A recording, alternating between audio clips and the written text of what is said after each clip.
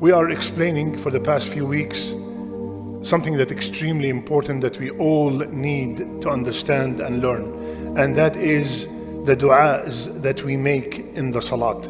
We started from the dua before the Fatiha, and last week we did the du'as in the ruku' and in the sujood. After we finish the dua of the sujood, there are, like I mentioned before, there are two positions where people rush the most in the salat. Number one is when they finish Sami Allahu liman hamida, they go straight to sujood without the body going back to its original position. Rasulullah ﷺ said, you have to stand until you are peacefully standing.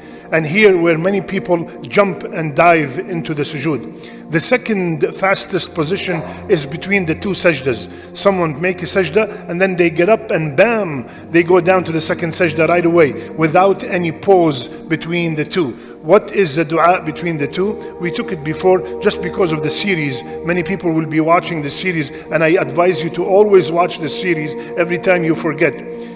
There are two du'as that we can alternate. One time we say one and the next time we say the other. Rabbi ighfirli, Rabbi ighfirli. Calm down. And when you do that, it eliminates that problem that we're talking about of being in a rush. Rabbi ighfirli, Rabbi ighfirli. Or the second option, Rabbi ighfirli warhamni wahdini wajburni wa'afini warzuqni warfa'ni. I gave so many talks about this. Subhanallah, if this dua is answered, Allahu Akbar. Ya Allah, forgive me. Ya Allah, have mercy upon me. Ya Allah, fix all my affairs. Ya Allah, guide me.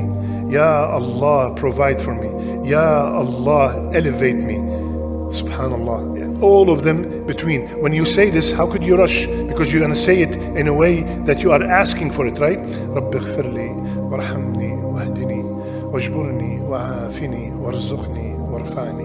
Subhanallah. And then you go to the second sajda.